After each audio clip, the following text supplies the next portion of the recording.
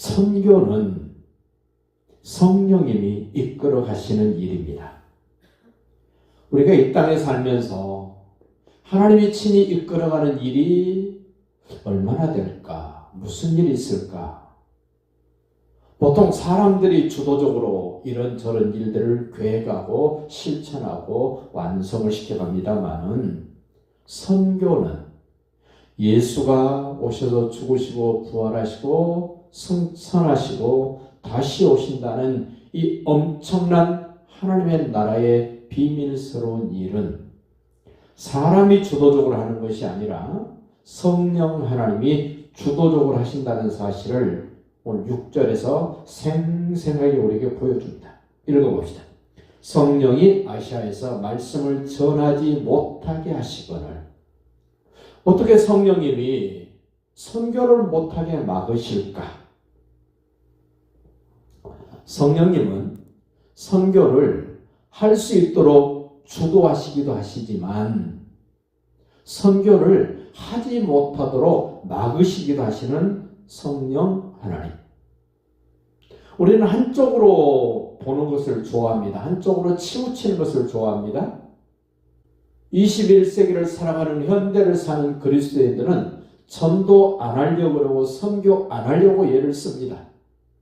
그런데 오늘 이 사도행전 16장에 등장한 2차 선교를 떠났던 바울과 실라와 디모데, 오늘 16장에서 한 사람이 더 합류를 합니다.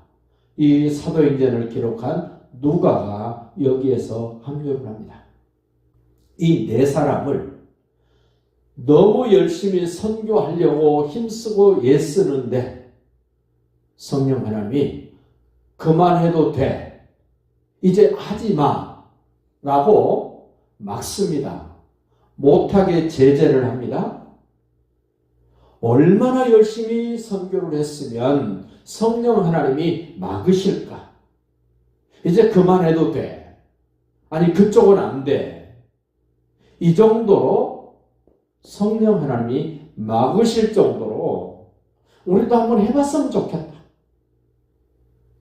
나는 하고 싶은데 성령님이 그만하라고 제재하고 요청하고 막으실 정도로 선교에 열정이 있고 전도에 힘을 쓰는 그런 사람이라면 하나님이 그 사람을 어떻게 대해 주실까? 여기 지금 2차 선교에 처음 출발할 때는 바울과 실라 두 사람이었습니다. 루스드라 더베에 가서 한 사람 만났습니다. 그 지역에서 칭찬 듣는 유명한 사람 디모데를 만났습니다. 세 사람으로도 힘겹기 때문에 이 드로아에서 한 사람을 만납니다. 중요한 사람을 만납니다. 의사였던 누가를 여기서 만납니다. 한번 볼까요? 그 10절 보십시오. 바울이 그 환상을 보았을 때, 마게도냐 사람들이 도와달라고 하는 그 환상을 보았을 때 우리가, 특별히 이 우리가라는 인칭 대명사를 잘 보시기 바랍니다.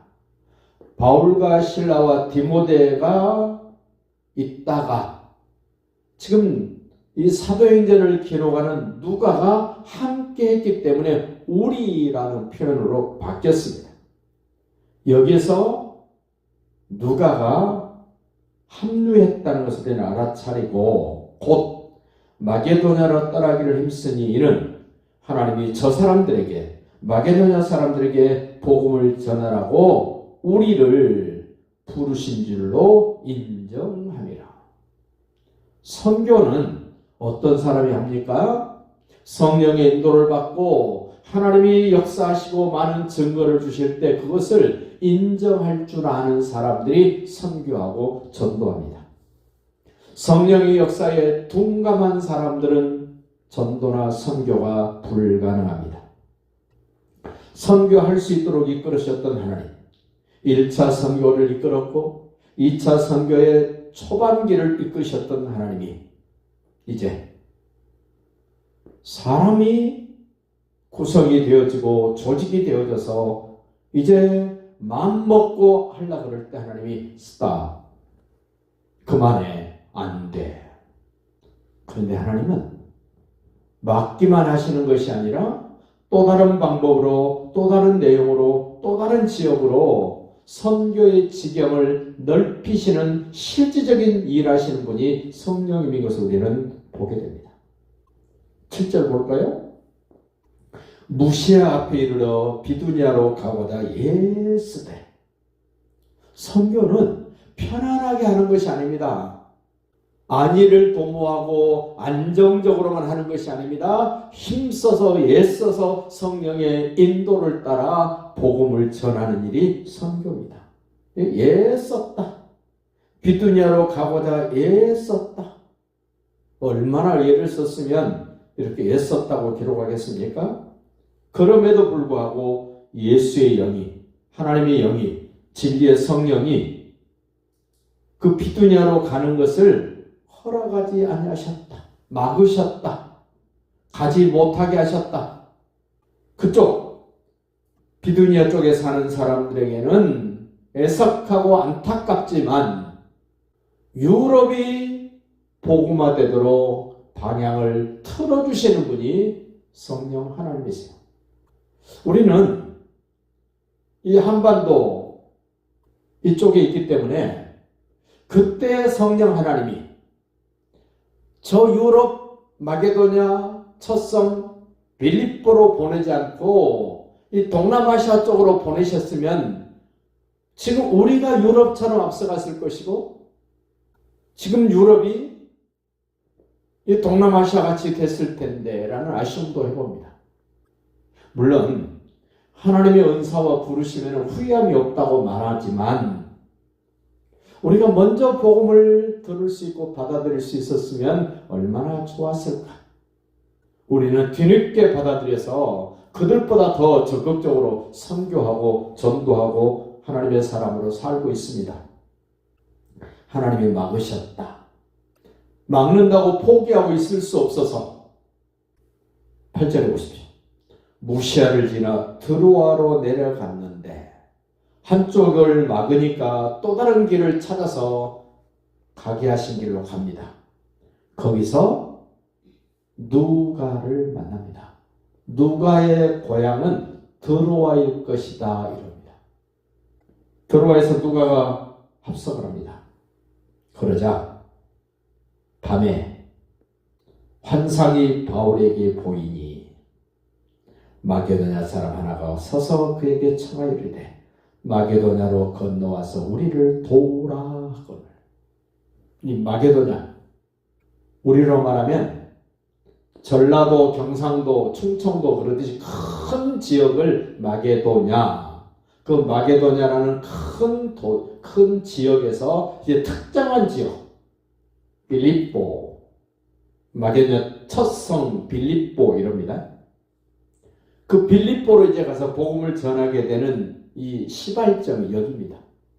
유럽의 관문, 유럽의 복음이 들어가도록 다른 지역을 막고 유럽을 열어주셨던 성령 하나님. 우리도 좀 생각해 봐야 됩니다. 전도하기 위해서, 선교하기 위해서는 하나님이 열어주셔야만 된다. 지역도 열어주셔야 되지만 사람의 마음도 생각도 하나님이 주장하시고 열어주셔야만이 전도가 가능하고 선교가 가능합니다. 바울과 실라와 디모데 세 사람이 있을 때 막으셨습니다. 그래서 드로아로 가서 누가를 만납니다. 이 네 사람이 이제 선교팀이 되어 있을 때, 자 9절 보십시오. 밤에 환상이 바울에게 보이니 마게도냐 사람 하나가 서서 그에게 청하 이르되 마게도냐로 건너와서 우리를 도우라는 환상을 봅니다. 우리 기억합시다. 성경에서 기록된 환상은 전도나 선교와 연결되었다는 사실을 꼭 기억하십시오. 새로운 어떤 현장을 만드실 때 환상을 보이셨다는 것. 내가 보고 싶은 것을 보는 것이 환상이 아닙니다. 하나님의 위대한 계획이 포함된 환상. 선교와 전도를 위한 환상을 보여달라고 볼 수 있기를 원합니다. 10절 봅시다. 바울이 그 환상을 보았을 때 마게도냐 사람이 도와달라고 손짓하는 환상을 보았을 때 우리가 바울과 실라와 디모데와 누가가 곧 마게도냐로 떠나기를 힘씁니다. 복음을 전하지 못하도록 막으실 때도 비두니아로 가고자 애썼습니다. 힘을 썼습니다. 근데 막았습니다. 이제 마게도냐 사람들이 도와달라고 손짓한 것을 보고 어떻게 합니까? 마게도냐로 떠나기를 힘썼다. 막아도 힘썼습니다. 열어도 힘을 썼습니다. 선교는 이런 겁니다. 힘써야 되는 일이 선교입니다. 정성을 들여야 되는 일이 선교입니다. 돈을 써야 되는 일이 선교입니다. 마음도 써야 됩니다. 힘도 써야 됩니다. 모든 역량을 다 쏟아부어야 될 일이 선교요 전도입니다. 놀면서 하는 것이 아닙니다. 선교는 설교 한번 하고 관광 다니면서 하는 것이 선교가 아닙니다. 선교에 올인합니다. 바울의 선교 그 내역들을 들여다보면 바울이 약 10년 선교를 다닙니다. 사도행전 9장에서 예수님을 만나고 10년 정도 아라비아 광야에서 훈련을 받고 10년 정도 선교를 합니다. 그런데 바울이 10년 선교 다닐 때 단 하루도 몸이 건강한 적이 없습니다. 쩔뚝거립니다. 붕대 감고 있습니다. 여기저기 피가 철철 납니다. 얻어 터집니다. 굼습니다. 죽을 것 같은 상황이 계속됩니다. 그럼에도 불구하고 오늘 여기 말한 것처럼 힘쓰고 애써서 복음을 전하는 그 현장이 선교입니다. 그 10절 끝에 마지막 보십니다. 하나님이 저 사람들에게 복음을 전하라고 우리를 부르신 줄로 인정했다. 이 네 사람이 다 인정했습니다. 바울도 인정했습니다. 실라도 인정합니다. 디모데도 인정합니다. 이제 막 합류한 누가도 인정을 합니다. 선교는 뜻이 맞지 않으면 안 됩니다. 마음이 맞지 않으면 안 됩니다. 1차 선교 때 바울과 바나바와 마가를 데리고 갔는데 마음이 맞지 않습니다. 뜻이 맞지 않습니다. 가는 방향이 다릅니다. 떠났습니다. 여기 네 사람. 하나님이 우리를 이쪽으로 이끈다는 사실을 그들이 인정을 합니다. 우리 은혜교회도 선교하고자 할 때 좀 불편하고 힘들고 어렵고 마음이 맞지 않는 그런 부분이 있을지라도 큰 범주 안에서 서로가 서로에게 인정할 수 있는 선교하는 교회, 선교에 집중하는 교회, 선교에 힘쓰는 교회, 실질적으로 선교의 현장을 볼 수 있는 우리 은혜교회가 되기를 바랍니다. 살아있는 교회는 선교하는 교회입니다. 여러 차례 말씀드렸습니다. 한국 국내에 있으면 편안합니다. 먹고 싶은 거 먹고 쉬고 싶을 때 쉬고 가고 싶을 때 가고 가능합니다. 그런데 한국을 떠나 비행기를 타고 선교지를 도착하면 내가 먹고 싶은 거 먹을 수 없습니다. 내가 가고 싶은데 갈 수 없습니다. 내가 하고 싶은 거 할 수 없습니다. 그 형편과 그 환경에 합당하게 주어진 그것만 해야 되는 곳이 선교지입니다. 그래서 힘없는 설교가 될 때 선교지를 가서 눈으로 보고 온몸으로 체험하고 돌아오면 선교지를 다녀온 목사는 메시지가 역동적이 됩니다.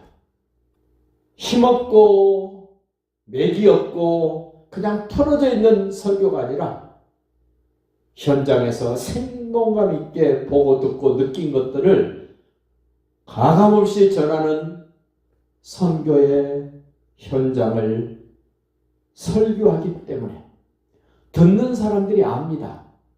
본인도 압니다. 어느 교회가 좋은 교회입니까? 어느 교회가 실력이 있습니까? 어느 교회가 능력이 있습니까? 주변의 사람들이 저한테 묻습니다. 목사님, 교회는 큰 교회죠. 왜 그렇게 묻겠습니까? 큰 교회라고 좋은 교회라 생각하시면 안 됩니다.